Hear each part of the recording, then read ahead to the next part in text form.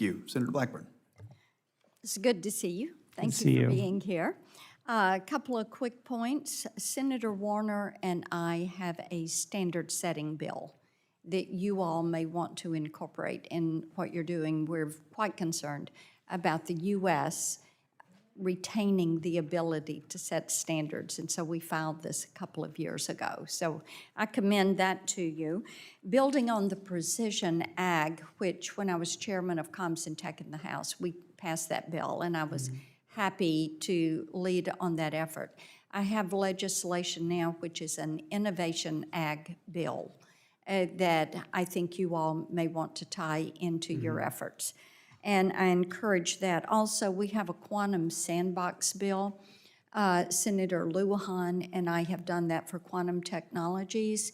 Oak Ridge National Lab leads in that effort, and we think these near-term applications to have a sandbox are important. So I'm pleased to see Senator Cruz come forward with something on AI. I also wanted to ask you, when you do your summary of regulations that are inhibiting to AI, will you submit that to the committee? Yes, certainly. Okay, thank you. Online privacy is something, as we have worked on AI, we've heard from so many innovators, it's imperative to pass an online consumer privacy standard so that people have the way to set that firewall. Do you agree with that? Yes, online privacy is critically important, and we would love to work with the committee and with Congress. Excellent. We've tried for 13 years to get that passed. Yes. And we're not giving up. I agree with you on that. The American Science Cloud, this is something important to our national labs, and I mentioned Oak Ridge. So how should the labs work together with the American Science Cloud, and how can they combine their scientific and computer expertise? As you know very well, there's a wide variety of supercomputing infrastructure that is across all the national labs, and then there's other computing infrastructure that sits outside of the labs in the private sector, and being able for those institutions to all speak to each other and to be able to optimize the workloads across them. So you're looking at interoperability. That would be your primary objective. I think Data transfer, interoperability. that would be Okay. one of the top things to think about. Okay, yeah. excellent. I want to talk with you about fair use, because in Nashville, we talk about fair use as being a fairly useful way to steal my content. And we see that happen repeatedly, and actually, when I wrote the amicus brief on the Warhol versus Goldsmith case, which was decided for Goldsmith, I actually made that argument for a narrowed application.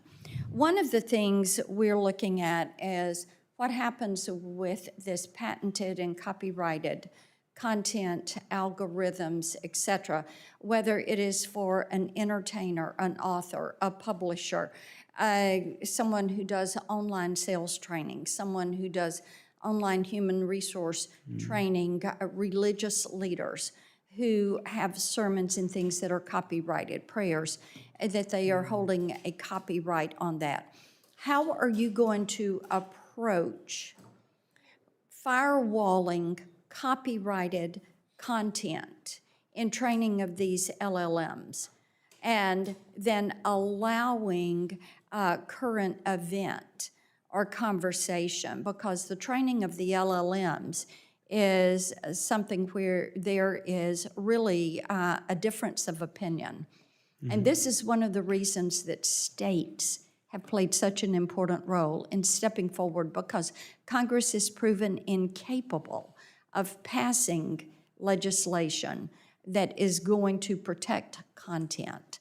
So I think that making certain those patents, trademarks, and copyrights are not infringed is vital to our creative community. I had a group in my office yesterday. They are incredibly worried about this. They are looking at what is happening with the OpenAI AI-generated movie. Everything is going to be generated based off of actors, but it's all AI-generated, music AI-generated. What you're doing is taking away their ability to exercise their craft, and that is in Article 1, Section 8, Clause 8, protection that is given to innovators in this country. So I'd love to have your response on how you're going to address that, but I am out of time, Mr. Chairman.